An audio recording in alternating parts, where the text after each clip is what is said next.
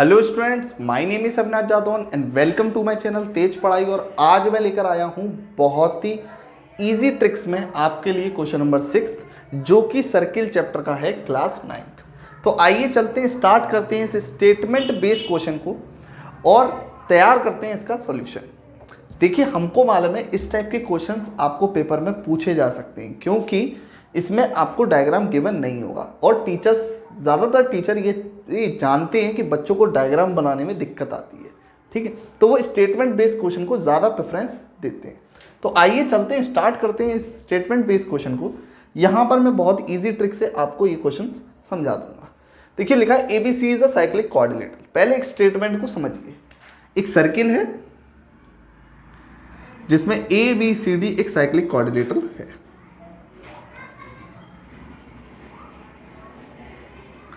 A, B, C और D, ये एक साइक्लिक कोऑर्डिनेटर है। ठीक है, अब यहां पर इसने बोला है whose diagonal intersect at point E, जिसके डायगोनल्स आपस में कहां कट रहे हैं? E पॉइंट पर कट रहे हैं। तो इसका डायगोनल AC होगा और इसका डायगोनल कितना होगा? BD। और ये किस पॉइंट पर कट रहे हैं? E पॉइंट पर बाइसेक्ट कर रहे हैं। तो अब बोला है इफ एंगल DBC कितना दे रखा है? 70 डिग्री।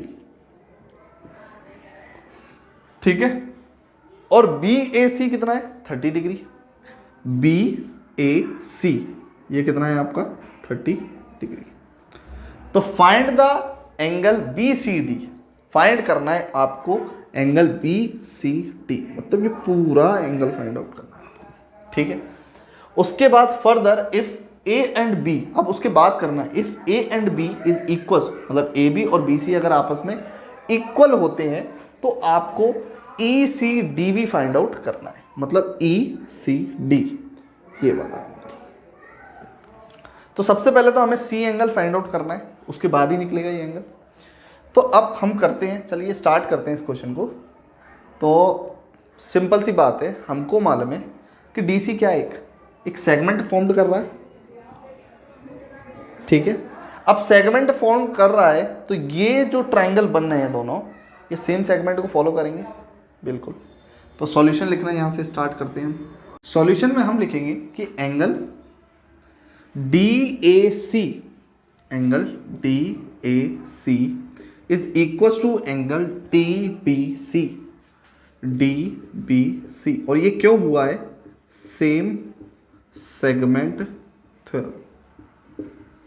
अब आप बोलोगे कि सेम सेगमेंट हमको कैसे पहचानेंगे क्वेश्चन में कि इस क्वेश्चन में ये सेम सेगमेंट फॉलो हो रही है। तो आपको मालूम है ये एक लाइन सेगमेंट है जिस पर दो ट्रायंगल फॉर्म हो रहे हैं। देखिए, ये एक लाइन सेगमेंट है DC और जिस पर दो ट्रायंगल फॉर्म हो रहे हैं। एक ही तरफ हो रहा है ऐसे, ठीक है, ये C पॉइंट है आपका, और दूसरा ट्रायंगल आपका यहां से ये फॉर्म हो रहा है जो कि है आपका B। तो देखिए, ये DC लाइन पर ही दोनों ट्रायंगल्स क्या कर रहे हैं? फॉर्म्ड हो रहे हैं। तो ये क्या हो गया? Same line segment. क्योंकि ये सेगमेंट बना रहा है नीचे, इसलिए इसको बोलते हैं सेम सेगमेंट थ्योरम। और हमने बताया था कि सेम सेगमेंट थ्योरम में ये दोनों एंगल्स आपस में इक्वल होते हैं। तो वही हमने यहां पर लिखा है कि DAC is equal to DBC, ये दोनों आपस में इक्वल होंगे। अब हमको गिवन है कि एंगल DBC कितना है? 70 डिग्री है, यहां पर दे रखा है। तो DAC कितना हो जाएगा? सिंपल सी बात है, कितना होगा? 70 डिग्री होगा। ठीक है, तो ये वाला एंगल भी हमारा कितना हो जाएगा? 70 डिग्री होगा। अब आपको मालूम है कि एंगल A कैसे फाइंड आउट होगा? तो एंगल A BAC और DAC का प्लस है, तो हम लिखेंगे BAC प्लस DAC का प्लस है। देखिए, एक तो DAC ये वाला ट्रायंगल का ये वाला एंगल और ये वाला एंगल, BAC और DAC, ये दोनों ट्रायंगल्स आपस में, मतलब दोनों एंगल्स आपस में ऐड अप हो जाएंगे। तो यहां से 70 प्लस 30 कितना हो जाएगा? 100 डिग्री। अब आपको मालूम है पहली लाइन में हमने क्या पढ़ा? ABCD is a cyclic coordinator. तो हमको साइक्लिक कोऑर्डिनेटर की प्रॉपर्टी भी मालूम होनी चाहिए कि उसके अपोजिट एंगलों का सम कितना होता है? 180 डिग्री होता है। तो यहां पर लिखेंगे properties of cyclic coordinator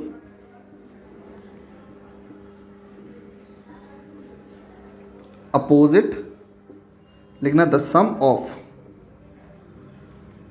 opposite angle is 180 degree.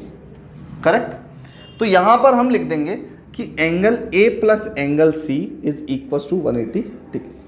भाई एंगल ए और एंगल सी आपस में प्लस होने पर कितने होंगे? 180 डिग्री होंगे। अब एंगल ए कितना है? 100, यहाँ पर लिखेंगे 100 plus angle C equal to 180 degree. तो यहाँ पर एंगल सी कितना होगा? 180 माइनस 100, तो एंगल सी कितना आ जाएगा? 80 डिग्री। बहुत बढ़िया। तो एंगल सी कितने डिग्री निकल आया है? 80 डिग्री निकल चुका है। ये आ गया हमारा 80 डिग्री।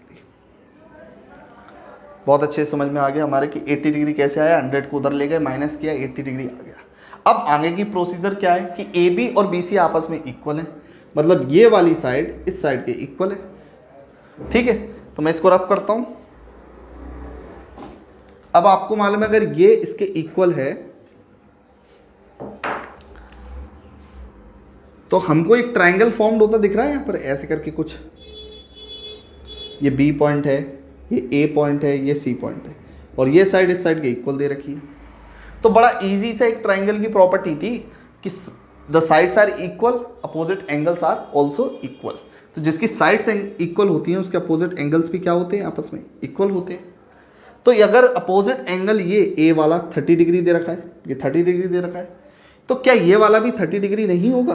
बिल्कुल होगा। तो अब इसी को क्या करना है? हमको लिखना है, तो लिखते हैं। हमको मालूम है A B is equal to B C. यहां तक तो सभी को समझ में आ ही गया होगा।